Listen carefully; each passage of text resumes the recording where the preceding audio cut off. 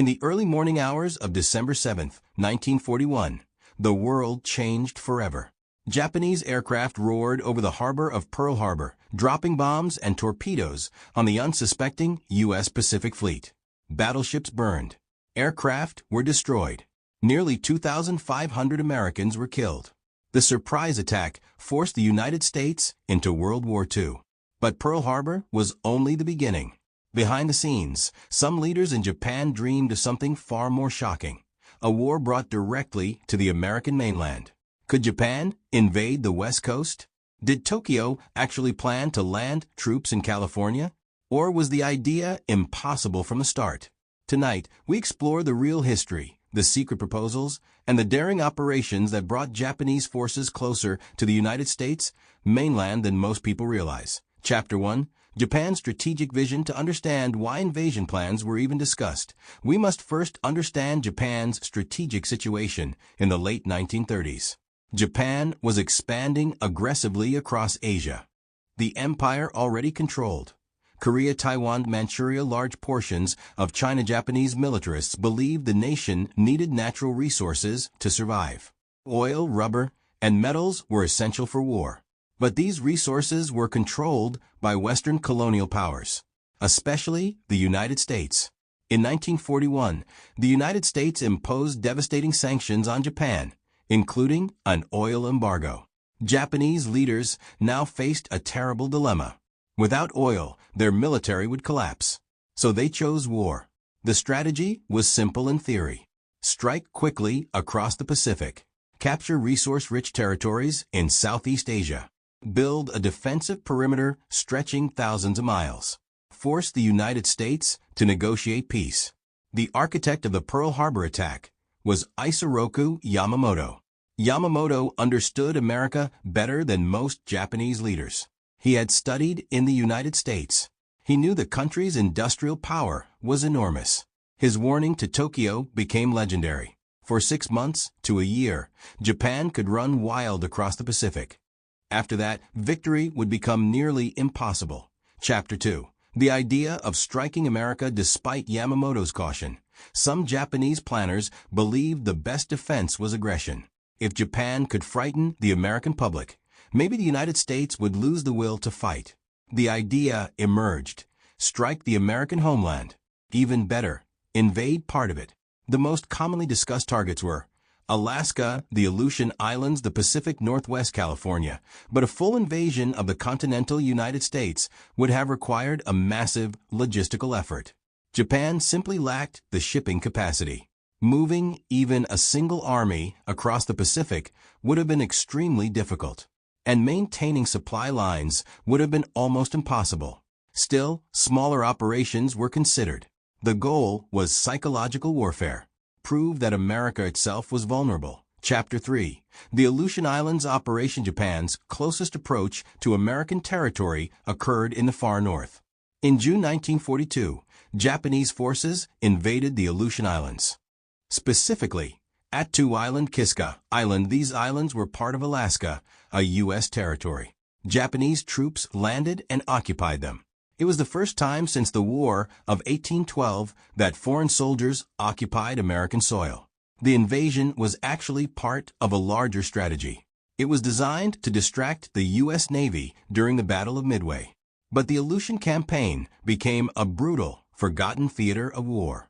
American forces eventually retook the islands after months of fighting. Thousands died in freezing conditions. Yet the occupation proved something important: Japan could reach North America. Chapter 4. Bombing the American mainland. Even more surprising was Japan's attempt to bomb the United States mainland. In 1942, a Japanese submarine surfaced off the coast of Oregon. On board was a small seaplane. The submarine was Japanese submarine I-25. The pilot launched the plane and dropped incendiary bombs over Oregon forests. The goal was simple: start massive forest fires, create panic, force the United States to divert resources from the Pacific War. The attack caused little damage, but historically it was extraordinary. It was the only time enemy aircraft bombed the continental United States during World War II. Chapter 5. The balloon bomb campaign. Japan's strangest attack on America, came later in the war. Beginning in 1944, Japan launched thousands of balloon bombs toward North America. These were known as Fugo balloon bombs. They were carried across the Pacific Ocean by high-altitude jet streams. Each balloon carried explosives. If the bombs reached North America, they would detonate. Japan hoped to start massive wildfires. More than 9,000 balloons were launched. Several hundred reached the United States and Canada. Most caused little damage. However, one tragic incident occurred in Oregon. A group of civilians discovered a balloon. When it exploded, 6 people were killed. They were the only civilians killed by enemy action on the U.S. mainland during the war. Chapter 6. Why Japan Could Never Invade California Despite Occasional Discussions Among Japanese Officers. Invading California was never realistic. The distances alone were staggering. Tokyo to California is over 5,000 miles. A successful invasion would require hundreds of transport ships, massive naval protection, air superiority, constant supply lines. Japan simply did not have the industrial capacity. Meanwhile, the United States had enormous resources. Even in 1941, the U.S. Navy was already larger than Japan's, and American shipyards could produce warships at astonishing speeds. Factories across the country were rapidly mobilizing. The U.S. economy was about to become the greatest war machine in history. Japanese planners knew this. That is why their real strategy was defensive. They hoped to capture territory quickly and then force negotiations. Chapter 7. The American fear. Even though a Japanese invasion was unlikely, Americans feared it. After Pearl Harbor, the entire West Coast prepared for attack. Cities conducted blackouts. Coastal defenses were reinforced. Soldiers built bunkers and artillery positions. Radar stations scanned the skies. Rumors of Japanese landings spread constantly. In February 1942, something strange happened over Los Angeles. Radar detected unidentified aircraft. Anti-aircraft guns fired thousands of shells into the night sky. Searchlights crisscrossed the darkness. The event became known as the Battle of Los Angeles. No enemy aircraft were ever confirmed, but the panic showed how real the fear of invasion had become. Chapter 8.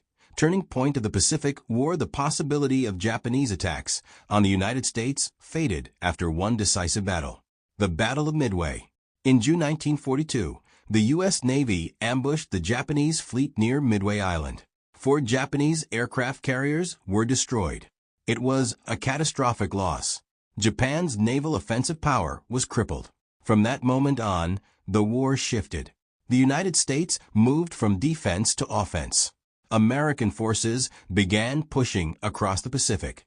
Island by island, battle by battle. Chapter 9. The war moves toward Japan. As the war progressed, American forces captured strategic islands closer to Japan.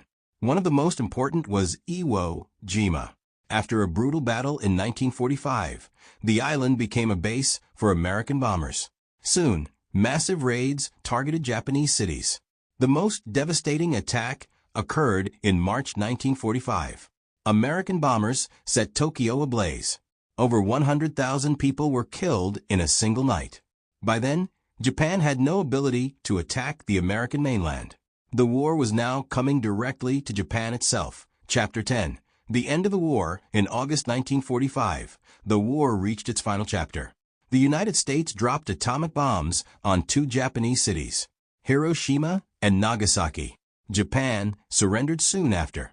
The war in the Pacific ended, and with it any dreams of striking the American mainland. Conclusion. A war that almost reached America. Japan never launched a full invasion of the U.S. West Coast, but the idea was discussed, and smaller attacks did occur. Japanese forces occupied part of Alaska, bombed Oregon, sent thousands of balloon bombs toward North America. These operations remind us that during World War II, even the American homeland was not completely safe. For a brief moment in history, war reached the shores of the United States, and the Pacific Ocean was no longer a protective barrier. It had become a battlefield.